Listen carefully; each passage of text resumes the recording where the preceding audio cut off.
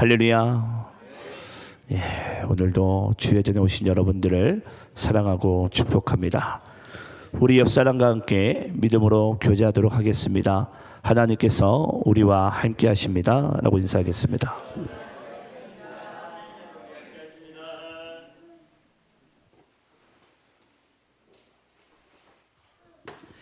예, 오늘도 이렇게 주일에 예배 가운데 오신 여러분들을 사랑하고 축복합니다. 자, 오늘은 우리가 신약 성경 로마서 5장 12절로 14절 말씀을 통해서 죄와 죽음의 문제에 대한 우리 주제를 가지고 함께 말씀의 은혜를 받도록 하겠습니다. 죄와 죽음의 문제, 로마서 5장 12절로 14절까지의 말씀입니다. 로마서 5장 12절로 14절입니다. 자, 저와 여러분이 함께 오늘 본문 말씀을 합독하시면서 읽도록 하겠습니다. 우리 본문 말씀을 다 함께 천천히 합독하시면서 읽습니다. 시작. 그러므로 한 사람으로 말미암아 죄가 세상에 들어오고 죄로 말미암아 사망이 들어왔나니 이와 같이 모든 사람이 죄를 지었으므로 사망이 모든 사람에게 이르렀느니라. 죄가 율법 있기 전에도 세상에 있었으나 율법이 없었을 때에는 죄를 죄로 여기지 아니하였느니라. 그러나 아담으로부터 모세까지 아담의 범죄와 같은 죄를 짓지 아니한 자들까지도 사망이 왕노릇하였나니 아담은 오실 자의 모형이라. 아멘. 자, 오늘은 우리가 로마서 5장 말씀을 통해서 죄와 죽음의 문제라는 이 주제를 가지고 함께 은혜 받는 시간 되기를 간절히 소망합니다. 제가 요즘 기도함 가운데 또 목회를 함 가운데 가장 큰 관심사가 이 인간이 짓는 죄에 대해서 제가 요즘에 큰 관심을 좀 가지고 있습니다. 그리고 여러 가지 생각과 그리고 고민과 또 자료들을 찾는 중에 이 유발 하라리라는 혹시 사람을 혹시 아세요? 유발 하라리. 이 유발 하라리는 저기 히브리대, 아마도 이스라엘 땅에 있는 히브리 대학교의 역사 교수입니다. 근데 이 유발 하라리라는 이 히브리대 역사 교수가요, 이런 이야기를 했습니다. 2050년에 인간은 죽지 않을 수가 있다. 예. 근데 여러분, 이 사실이 유발 하라리만 주장하는 것이 아니고요. 대부분의 이제 뭐 의학자들이나 또 과학자들, 대부분들의 사람들은 이 인간이 2050년이 되면 죽지 않을 수 있다라고 이렇게 주장하고 있습니다. 한마디로 인간의 영원한 숙제인데 그 노화와 죽음에 대한 부분을 어느 정도 해결할 수 있다라는 거겠죠. 모르겠습니다. 아마 이 말을 듣고 여기 있는 분들 중에는 대략 계산을 해보면 그렇죠. 2050년 25년 남았어요. 내가 25년 뒤에 내가 지금 살고 있을까? 네. 아마 또 나이 드신 분들 중에서는 좀 아쉽다. 내가 조금만 더 젊었더라면 그럼 나도 죽지 않을 수 있는 그런 시대 가운데 내가 살 수 있을 텐데 라고 또 생각하시는 분들이 있을지 몰라요. 혹시 여러분 그것이 부럽습니까? 오늘 한번 말씀을 여러분들이 잘 들어보시고, 제가 그 영상을 우연찮게 제가 봤는데, 유튜브 영상을 보다가 우연찮게 제가 보다가 그걸 통해서 제가 이걸 내가 한번 설교를 한번 해봐야 되겠다라는 하나님께서 감동을 주셔가지고 그걸 토대로 해서 제가 좀 설교를 좀 하도록 하겠습니다. 여러분, 만약에 2050년이 되어서 예를 들어서 인간이 이 죽음이라는 문제를 어느 정도 해결할 수 있어서 만약에 영생은 만약에 불가능하더라도 예를 들어 인간의 수명이 대략 300년 정도, 500년 정도 살 수 있다고 한번 가정을 해볼게요. 여러분들이 보시기에는 만약에 인간이 300년, 500년을 살게 되면 어떤 현상이 나타날 것 같습니까? 세상이 어떻게 변할 것 같으세요? 저의 전망은 이렇습니다. 인간은 아마 더 큰 이 죄악과 이 죄악의 그 크기가 한마디로 가늠할 수 없을 정도로 저는 이 타락의 타락을 거듭할 수밖에 없을 것 같습니다. 여러분, 이 죽음이 우리 인간에게 가져다 준 유익이 혹시 뭔 줄 아세요? 여러분, 죽음도요 인간에게 유익이 있습니다. 제가 세 가지만 대략 한번 나열을 해볼까요? 첫 번째는요, 인간의 이 죄를 지음이 끝까지 악해지지 않게 할 수 있는 그 방지하는 역할이 있습니다. 죽음이요. 그래서 나이가 들고 내가 이제 죽음을 맞이할 때가 되게 되면요, 인간이 어느 정도 이 죄를 멈춰요. 예. 그러면서 뭔가 이 사후 세계를 내가 이제 뭔가 준비하고 내가 생을 마감하려고 하는 그 삶의 자세를 가진다라는 거죠. 그게 이제 우리가 죽음이 우리에게 가져다 주는 하나의 유익일 수가 있습니다. 자, 그러면 또 한 가지는요, 또 죽음은요, 우리의 인간의 욕망이 무한대로 커지는 것을 방지하는 역할을 해줍니다. 그래서 여러분, 나이가 들게 되면요, 인간의 욕망이 점차 사라지게 되어져 있어요. 근데 우리가 예를 들어서 죽지 않고 만약에 어떤 부자가 있는데, 어떤 지위가 높은 사람이 있는데, 그런 사람이 만약에 예를 들어서 그 지위와 부를 더 오래 살 수 있다면 더 뭐 하려고 할까요? 더 많이 쌓으려고 하고 더 많이 사기를 치려고 할 것이며 더 많이 아마 그 높은 자리를 올라가려고 더 큰 노력을 하며 죄 가운데 빠지며 살아갈 것입니다. 그리고 여러분, 이 죽음이 우리에게 가져다 줄 수 있는 유익의 마지막은요, 우리가 마지막이라는 걸 통해서 준비할 수 있다는 거예요. 마지막을. 네.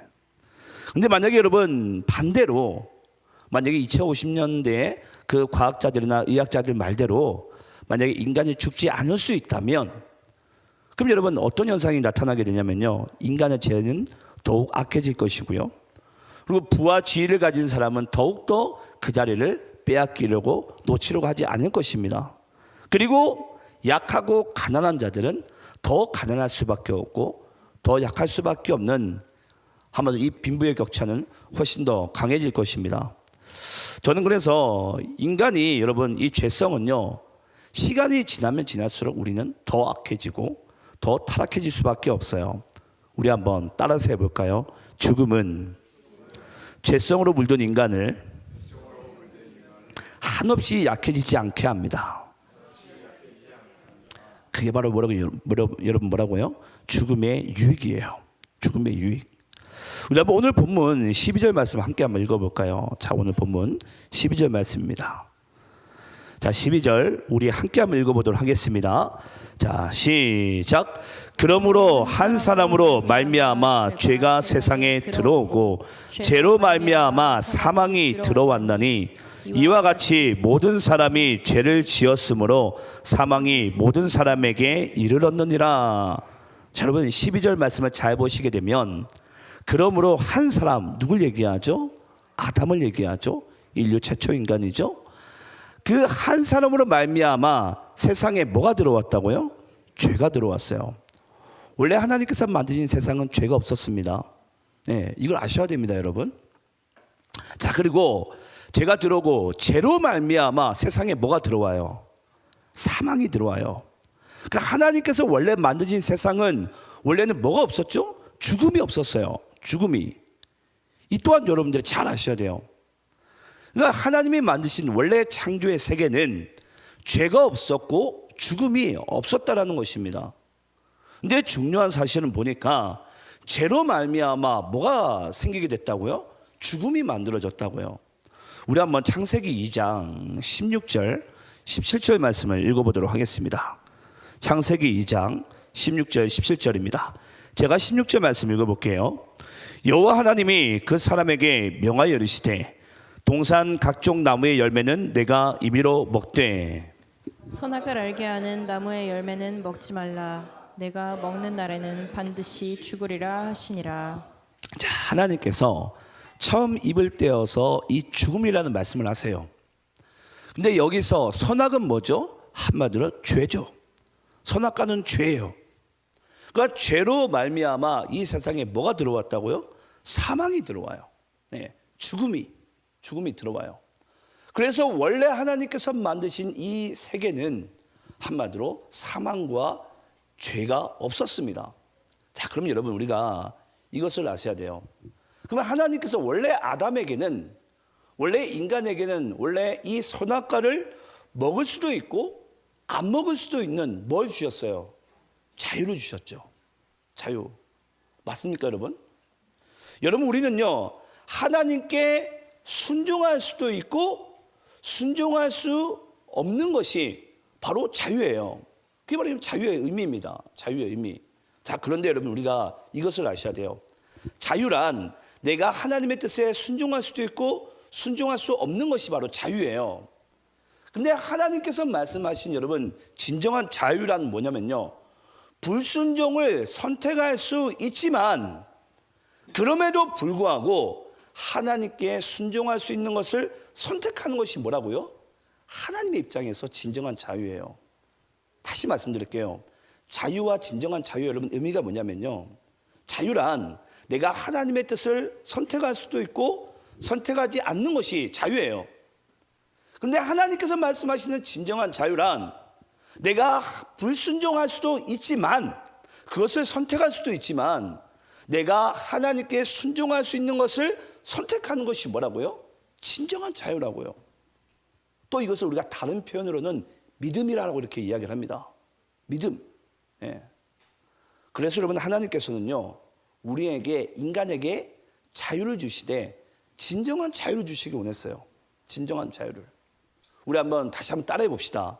진정한 자유란 하나님의 뜻에 불순종할 수도 있지만 하나님의 뜻에 순종을 선택할 수 있는 것을 말한다. 예, 저는 여러분들이요, 하나님께서 왜 인간에게 자유를 주셨는지 그 의미를 좀 바르게 이해하셨으면 좋겠어요.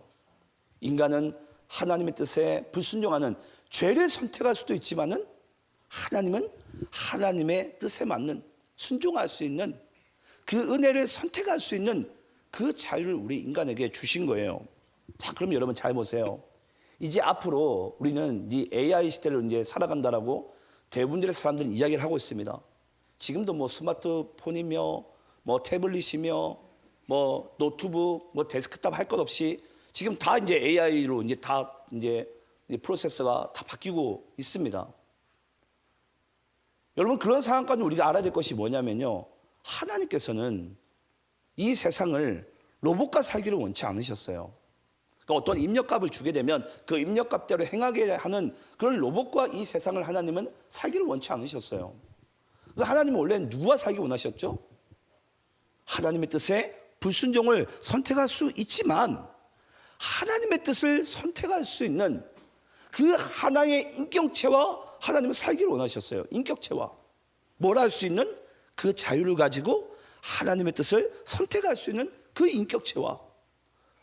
그래서 여러분들은 오늘도 내가 하나님의 뜻에 내가 순종하며 살아갈 수 있는 선택과 내가 하나님의 뜻에 반대되는 죄를 선택할 수 있는 그 선택의 자유가 여러분들의 인생 가운데 지금도 놓여져 있어요. 한번 여러분들이 한 주를 잘 점검해 보시기 바라요.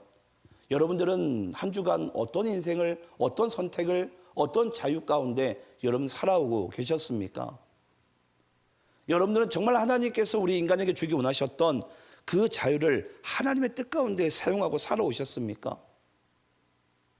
대부분들의 인간들은요, 하나님이 우리에게 주신 그 자유라는 축복을요, 내 육신의 정욕대로, 내 욕망대로 사용하기 너무나도 바빠요. 근데 여러분, 하나님께서 잘 보세요.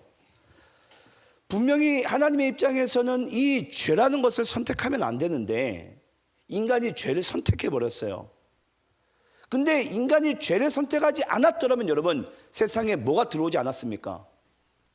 바로 사망이, 죽음이 들어오지 않았어요. 우리 인간이 죄를 선택하지 않았다면, 그러면 인간이 죄를 선택했기 때문에 원래 사망이라는 것은 여러분 그렇습니다. 사망이라는 것은 하나님께서 히든카드로 숨겨놓은 것이지, 그 사망이라는 것은 여러분 하나님께서 인간에게 무조건적으로 주기 원하셨던 것이 아니었어요. 자, 그럼 여기서 우리가 이제 한 가지 점검해야 될 사실이 있습니다. 그게 뭐냐면요, 하나님은 왜 죄를 선택한 인간에게 히든 카드로서 죽음의 카드를 내밀었을까요? 그럼 그 이유가 뭘까요 도대체? 왜 죄를 선택한 인간에게 하나님은 죽음이라는 이 카드를 왜 인간에게 내미셨죠? 그냥 죄 지었으니까 죽어야 된다. 이게 여러분 정말 전부일까요?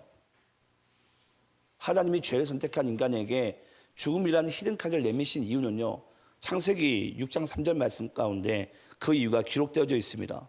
우리 한번 6장 3절 말씀을 함께 좀 읽어보겠는데요. 창세기 6장 3절 우리 함께 읽도록 하겠습니다. 자, 함께 있습니다. 시작. 여호와께서 이르시되 나의 영이 영원히 사람과 함께하지 아니하리니 이는 그들이 육신이 됨이라. 그러나 그들의 날은 120년이 되리라 하시니라. 여러분 창세기 6장 말씀이 언제 기록된 줄 아십니까? 여러분 인류 최초 살인자가 누구죠? 가인이죠. 여러분 인류는요 가인 이후에 이 죄가 점점 극에 달합니다. 점점 극에 달하면서 이 창세기 6장 이 노아 시대 바로 이 초입에 와가지고 인간이 가장 무도한 하나님 앞에 정말 지어서는 안 될 그 죄가 가장 만연한 그때 하나님께서 인간에게 주신 말씀이 창세기 6장 3절 말씀이에요. 그러면서 뭐라고 말씀하십니까? 이제 인간이 죽음을 맛보게 될 것인데 그 연수가 한마디로 120년이 될 것이다. 여러분 우리 한번 그래프를 좀 두 개 볼 텐데요. 우리 첫 번째 한번 그래프 보시겠어요? 여기 보시게 되면 우리 인간의 이제 최초 인간부터 보니까 1대부터 20대까지 아브라함 때까지 몇 년 동안 살아간지 그래프가 쫙 나옵니다. 네. 여러분 여기 보시게 되면 우리 셈이죠. 그리고 아르바삭, 셀라, 에벡, 베렉, 루, 수룩 이렇게 쭉 가면서 여러분 잘 보세요. 이 노아 시대 이후로는 점차 여러분 수명이 뭐합니까? 기하급수적으로 확 줄어듭니다. 노아 이후로는 인간의 수명이. 자, 그리고 우리 다음 그래프 한번 볼까요? 다음 그래프 보게 되면 그 노아 시대 한마디로 홍수가 딱 있고 난 이후부터는 인간의 수명이 확 떨어지더니 자 보시게 되면 이 아브라함과 다윗 시대를 딱 지나게 되면요 인간의 수명이 거의 100년 길어봐야 이제 100년 그리고 저 그 밑에까지도 이제 이렇게 떨어지게 됩니다. 자 그럼 여러분 우리가 이걸 통해서 우리가 한 가지 우리가 알 수 있는 것이 뭐냐면요 한마디로 하나님께서는 인간의 죄가 가장 극에 달했을 때 가인 이후에 인간의 죄가 가장 극에 달했을 때 노아 홍수 바로 직전 그때 인간의 죄가 가장 만연한 그때인데 그때 하나님께서 우리에게 말씀하시기를 창세기 6장 3절 말씀을 주셨어요. 어떤 말씀을? 죽음이라는 카드를. 너희들은 이제 120년까지밖에 못 살 것이다. 여러분 혹시 전 세계에 지금 현대 사회에서 과거는 여러분 누가 오래 살았는지 그 자료가 불분명치 않습니다. 현대 사회에서 여러분 전 세계에서 가장 최고로 장수한 사람이 몇 살까지 산 줄 아세요? 바로 122세입니다. 프랑스 사람인데요. 이 잔 루이스 칼망이라는 사람이에요. 잔 루이스 칼망. 이 사람이 보니까 1875년부터 1997년까지 이게 한마디로 입증된 자료이기 때문에 그 사람이 일단 122세까지 가장 최고령으로 오래 산 사람이에요. 정말 성경 말씀대로 120년 이상을 인간은 더 이상 살지를 못합니다. 한마디로 하나님께서 이 죄가 만연한 땅 가운데 하나님께서 그 히든 카드로서 죽음이라는 카드를 우리에게 내미신 거예요. 그럼 이제 우리는 그걸 통해서 아브라함 시대 이후에 인간은 한마디로 120년 이상을 살지를 못합니다.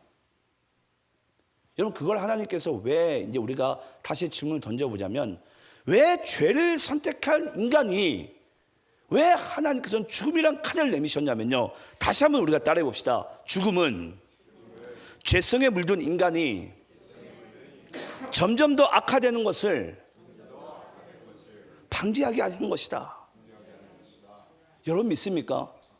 하나님은요 죽음을 통해서 인간이 더 죄를 짓는 것을 방지하기 위해서 하나님께서 죽음이라는 것을 카드를 내미신 거예요. 그렇다고 여러분 죽음이 죄에 대한 해결책은 아닙니다. 이거 명확하게 아셔야 돼요. 우리는 죄를 선택해서 하나님은 죽음이란 카드를 내미셨는데 인간이 다시 그러면 죽음을 맛볼 수 있지 않고 죽음을 해결할 수 있는 카드는 여러분 뭔 줄 아십니까? 그게 바로 예수예요. 예. 그래서 여러분 죄와 이 죽음을 해결할 수 있는 그 카드를 하나님께서는 예수로 구속시키기 위해서 한마디로 하나님의 입장에서는 죄를 선택한 인간에게 죽음이라는 히든카드를 내미신 거예요. 너희들이 이 죄와 죽음을 이것을 동시에 해결할 수 있는 것은 오직 예수밖에 없다고. 오직 예수밖에 없다고. 여러분 이것은 어떤 이 세상의 어떠한 방법으로도 불가능합니다. 오직 예수 말고는 우리가 죄와 죽음을 해결할 수 있는 방법은 없어요. 아까 제가 여러분께 말씀드렸지만 아무리 의학이 발달되고 과학이 발달돼도요, 이 죄로부터 말미암는 이 죽음을 해결할 수 있는 방법은 없어요. 물론 인간이 300년, 500년 더 살려면 살 수는 있겠죠. 하지만 우리는 더 뭐 할 뿐이죠? 인간의 죄가 더욱 악화되고 타락할 뿐이에요. 그래서 하나님은 우리 인간에게 죽음이라는 카드를 내밀 수밖에 없었고, 그 죄와 죽음의 상관관계 가운데 하나님께서는 이 두 가지를 동시에 해결할 수 있는 유일한 길을 오직 예수를 통해서 우리에게 말씀하신 줄을 믿습니다. 자, 그러면 또 우리 12절 말씀을 읽어볼까요? 우리 본문 12절. 자, 본문 12절 다시 한번 읽어보도록 하겠습니다. 자, 함께 있습니다. 시작. 그러므로 한 사람으로 말미암아 죄가 세상에 들어오고 죄로 말미암아 사망이 들어왔나니 이와 같이 모든 사람이 죄를 지었으므로 사망이 모든 사람에게 이르렀느니라. 자, 여러분 아마 여기 있는 분들 중에 그런 고민 한 번쯤은 해보셨을 거예요. 저도 해봤거든요. 예수 믿기 전에. 왜 아담이 하나님 앞에 범죄한 것이 그 왜 죄의 저주가 왜 나에게 임했냐라는 거예요. 나에게. 예. 여러분 그런 고민 한 번쯤은 해보지 않습니까? 예. 저는 누군가 전도할 때 이 고민 정말, 이 상담을 정말 많이 하거든요. 예. 왜 아담이 하나님 앞에 지은 죄를 왜 오늘날 살아가는 왜 나한테 그 죄를 묻고 앉아있냐? 예. 내가 무슨 죄냐? 예. 근데 여러분 이것을 여기 보면 오늘 본문 가운데 보게 되면 가장 중요한 단어죠. 바로 한 사람이에요. 한 사람. 여러분 이 한 사람이 하나님 앞에 범죄함으로 말미암아 모든 인류가 죄 가운데 빠졌다고 그랬어요. 근데 한 사람이 하나님 앞에 이루어짐으로 말미암아 모든 사람이 의롭다 하심을 얻게 됩니다. 여러분 이것을 신학적인 용어는요 뭐라고 이야기하냐면 대표성의 원리라 이야기합니다. 대표성의 원리. 그래서 여러분 아담의 한 사람 말미암아 세상에 죄가 들어오고 왜 다른 종교가 왜 예수만 그렇게 믿어야지 왜 구원이 있냐 축복이 있냐 많이들 공격을 하잖아요 우리를. 근데 그들은 알지 못해요. 한 사람으로 말미암아 세상에 죄가 들어왔는데 그러면 한 사람으로 말미암아 하나님께서는 이 죄와 죽음을 멸하시고 하나님의 은혜와 축복과 영생을 우리에게 주기 원하시는데 그래서 하나님은 이 예수라는 것을 우리에게 해답으로 주신 것인데 이걸 많은 종교들이 이해를 못합니다. 네. 근데 이것을 우리가 신학적인 용어로는 대표성의 원리라고 이야기를 하는 거예요. 대표성의 원리. 그래서 우리는 예수를 믿지 않고서는요 한 사람으로 말미암는 이 죄와 죽음과 사망의 이 저주를 끊어낼 수 있는 방법이 없습니다. 네. 아마 여기 있는 분들 중에 그런 분들이 있을지 몰라요. 이거 뭐 내가 다 아는 부분 아닌가. 네. 근데 여러분 정말 그 알고 있는 것을 믿고 살아가고 있습니까? 제가 좀 전에도 이야기를 했지만 정말 여러분들은 내가 하나님께서 나에게 주신 이 자유를 물론 내가 하나님의 뜻에 불순종을 선택할 수도 있지만 내가 하나님의 뜻에 순종할 수 있는 것을 여러분은 선택하며 살아가고 있습니까? 그것을 선택하고 있지 않다면 여전히 여러분들은 이 죄와 죽음의 이 관계 가운데 우리는 갈등하면서 힘들어하면서 살아가고 있는 줄도 몰라요. 안다 하지만 하나님의 말씀을 또 우리 한번 13절 14절 말씀 읽어볼까요? 우리 13절 14절 말씀입니다. 자, 우리 교독하면서 읽겠습니다. 죄가 율법이 있기 전에도 세상에 있었으나 율법이 없었을 때에는 죄를 죄로 여기지 아니하였느니라. 그러나 아담으로부터 모세까지 아담의 범죄와 같은 죄를 짓지 아니한 자들까지도 사망이 왕노릇하였나니 아담은 오실 자의 모형이라. 자, 여러분 제가 여러분들께 예전에 그런 말씀 드린 적이 있어요. 인간이 하나님 앞에 죄 짓는 것은 창의성이 없다. 그 말이 여러분 무슨 뜻이냐면요. 아브라함이 지은 죄를 이삭이 짓고요. 이삭이 지은 죄를 야곱이 짓고요. 야곱이 지은 죄를 요셉이 짓고요. 요셉이 지은 죄를 모세가 짓고요. 모세가 지은 죄를 다윗 시대까지 오늘날까지 똑같은 그 죄성은 여전히 우리에게 여러분 내려오고 있습니다. 그래서 인간이 짓는 죄는요. 하나님 앞에 창의성이 없어요. 계속해서 죄는 대물림이 됩니다. 대물림. 예. 그래서 제가 어제도 우리 다문화 예배를 제가 드렸었는데요. 제가 이 행운이라는 그 아이의 부모님에게 이런 얘기를 했어요. 너무 행운이를 그렇게 혼내고 야단치지 말라고. 예. 우리 강지사님도 잘 들으셔야 돼요. 여러분 아이들이 가끔 죄 짓는 모습 보게 되면 누구와 아주 똑같지 않습니까? 가만 보면 다 내 모습이에요. 내 모습. 내 모습. 이걸 누굴 여러분 나무랄 게 없어요. 네. 근데 그게 내 모습이라는 것이 여러분 언제부터 믿어지기 시작한 줄 아십니까? 오늘 우리 12절 말씀 가운데 나오죠. 잘 보세요. 13절 말씀. 13절 말씀 보시게 되면요. 죄가 율법이 있기 전에도 세상에 있었으나 율법이 없었을 때에는 죄를 죄로 여기지 아니하노라. 여러분 죄가 먼저입니까? 율법이 먼저입니까? 죄가 먼저죠. 네. 여러분 죄가 먼저 인간은 죄를 가운데 빠져 있었는데 그 이후에 율법이 옵니다. 그래서 여러분 율법의 역할이 여러분 뭔 줄 아세요? 우리 한번 로마서 3장 20절 말씀 읽어볼까요? 로마서 3장 20절. 자, 우리 함께 읽어보겠습니다. 시작. 그러므로 율법의 행위로 그의 앞에 의롭다 하심을 얻을 육체가 없나니 율법으로는 죄를 깨달음이니라. 율법으로는 뭐 할 뿐이라? 죄를 깨달음이라. 이스라엘 백성들이 처음에는 율법을 어떻게 바라봤죠? 죄의 해결책으로 바라봤어요. 근데 율법으로는 죄를 뭐 할 뿐이라? 깨달음이라. 우리는 율법을 통해서 뭘 할 수가 있는 거예요? 내가 하나님 앞에 지금 범죄하고 있구나. 범죄하고 있구나. 예. 어제도 그 행운이 아버지가 그런 얘기를 하시더라고요. 제가 그 아버지에게 물었어요. 행운이 아버님은 본인이 죄인임을 믿습니까? 믿는데요. 왜냐? 나는 하나님의 말씀에 그 십계명 가운데 범죄하고 있다는 사실을 아니까. 네. 여러분 우리가 이 그리스도를 믿는 것에 있어서 조건이 한 가지가 있다면 딱 한 가지밖에 없어요. 바로 내가 죄인이라는 사실을 인정하는 자가 그리스도를 믿을 수가 있어요. 맞습니까 여러분? 이게 예수를 믿는 조건이에요. 돈이 많건 지위가 많건 아무 상관없습니다. 하나님의 입장에서 예수를 믿는 조건은 딱 한 가지입니다. 내가 죄인인 것을 인정하느냐. 근데 율법이 있기 전에는 인간이 죄에 빠졌다는 사실을 알지 못했어요.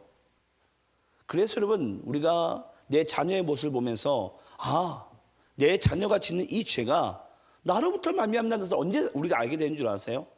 하나님을 믿고 나서. 하나님의 말씀을 보니 내 자녀가 짓는 그 똑같은 죄의 모습이 나로부터 말미암는 것이 이제 믿어지기 시작해요. 그때부터는 부모가요, 그 자녀에 대한 한마디로 자기 감정에 치우치는 그 폭력과 그 혼내는 그런 부분들이 여러분 그치기 시작합니다. 그래서 제가 어제 그런 이야기를 해줬어요. 행운이 아버님, 어머님 잘 들으세요. 행운이를 야단치려고만 하지 마시고 더욱 사랑해 주세요. 하나님이 우리 인간이 죄 짓는 것을 멸하신 방법이 여러분 뭔 줄 아세요? 사랑이에요. 사람은 여러분 혼낸다고 바뀌지 않습니다. 사람을 벌한다고 여러분 그 사람의 죄가 없어지는 게 아니에요.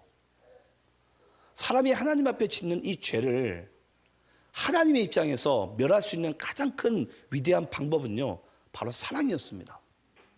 그 십자가의 사랑을 하나님께서 우리에게 허락하지 않았다면 우리는 지금도 죄의 종로를 타면서 나의 죄는 보지 못하고 다른 사람의 죄만 우리는 손가락질하고 아마 정죄하면서 이 땅 가운데 살아가고 있는 줄도 모릅니다. 그러니까 제가 요즘에 이 죄라는 것을 제가 요즘에 연구를 하면서 그렇구나. 하나님이 이 죄를 알게 하시기 위해서 인간에게 율법을 주셨고 이 죄를 선택한 인간에게 이 죄가 더 이상 악성으로 더 크게 발전하게 방지하기 위한 그 히든 카드로 죽음을 주셨고, 이 죄와 죽음의 상관관계 가운데 이 문제를 해결할 수 있는 것은 바로 하나님의 사랑, 그 그리스도의 십자가로서 하나님 이걸 해결하려고 하셨구나. 이 사실을 오늘날 예수 믿는 우리에게 하나님께서는 주기 원하십니다. 여기 있는 분들 중에서도 내가 부모이든 자녀이든 또 어떤 모양으로 살아가시든 아마 죄에 빠진 사람들도 있고, 또 여러분들이 부모로부터 정말 쓸데없는, 내가 어찌 보면 혼남과 야단과 그런 폭력 가운데 살아가고 있는 줄도 모릅니다. 하지만 잊지 마세요. 하나님은요, 오늘도 죄에 빠진 인간이 그 죽음이란 칼을 통해서 죄가 더 크게 나가는 것을 방지하신 것 같이, 그 죄와 죽음의 상관관계를 하나님은 그리스도의 십자가의 사랑으로 말미암아 우리의 죄와 죽음을 해결하기를 원하십니다. 그래서 여러분, 이것을 믿는 자들에게는 하나님의 놀라운 영생의 축복이 임하게 되는 거예요. 우리 한번 로마서 5장 20절 21절 말씀 읽어볼까요? 자, 이 말씀 읽고 우리 마칠 텐데요. 로마서 5장 20절 21절입니다. 우리 이 말씀은 우리 다 함께 합독하시면서 읽도록 하겠습니다. 자, 함께 있습니다. 시작. 율법이 들어온 것은 범죄를 더하게 하려 함이라. 그러나 죄가 더한 곳에 은혜가 더욱 넘쳤나니, 이는 죄가 사망 안에서 왕노릇한 것 같이 은혜도 또한 의로 말미암아 왕노릇하여 우리 주 예수 그리스도로 말미암아 영생에 이르게 하려 함이라. 아멘. 여러분 20절 말씀 잘 보세요. 율법이 들어온 것은 뭐 할 뿐이라? 범죄를 더하게 하려 할 뿐이라. 율법을 통해서 인간은요, 내가 더 지독한 죄인인 것을 점점 더 우리는 알게 됩니다. 네. 그래서 여러분 생각을 해보세요. 이제 막 예수를 믿는 사람이 알게 된 죄가 많을까요? 목사인 제가 알게 된 죄가 많을까요? 제가 훨씬 더 죄를 많이 알죠. 여러분, 교회 안에서 가장 큰 죄인은 목사예요, 목사. 네. 제가 가장 큰 죄인입니다, 어찌 보면. 네. 저는 그렇게 살아가요. 아, 내가 가장 악하고 무도한 죄인이구나. 네. 그래서 여러분, 율법이 들어온 것은 범죄를 더하게 하려 함이라. 한마디로 죄를 더 많이 알게 하시는 거예요, 하나님께서. 네. 하지만 이 죄를 더 많이 알게 되고 자신의 연약함과 그 죄 많은 것을 더 많이 아는 자들이 하나님 앞에 하는 행동이 뭐예요? 하나님의 은혜를 구하는 거예요. 하나님, 제발 내가 이 정말 반복된 죄 가운데, 이 수많은 죄 가운데 빠져나갈 수 있게 해달라고. 그래서 여러분, 죄가 만연한 곳에 은혜가 더욱 넘칠 수밖에 없는 것이, 죄에 빠진 인간이 하나님을 한마디로 이렇게 잡아당길 수밖에 없는 거예요. 의지할 수밖에 없는 거예요. 그러니까 죄가 만연한 곳에 하나님의 은혜가 더욱 넘쳤나니. 이 은혜를 전 여러분들이 날마다 저는 이 더 깊은 은혜 가운데 나아가기를 간절히 축원합니다. 네.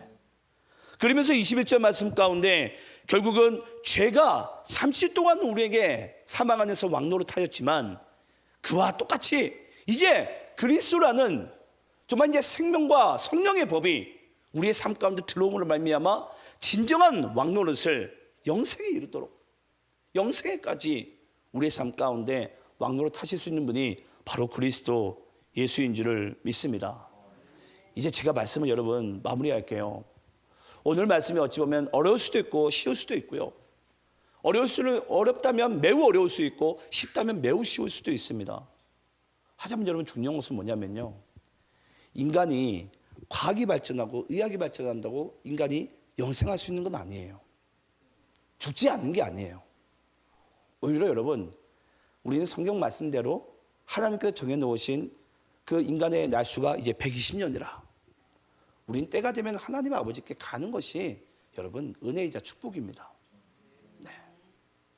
이 땅에서 여러분, 우리는 어차피 영원히 못 살아요. 한마디로 죄와 죽음을 해결할 수가 없어요.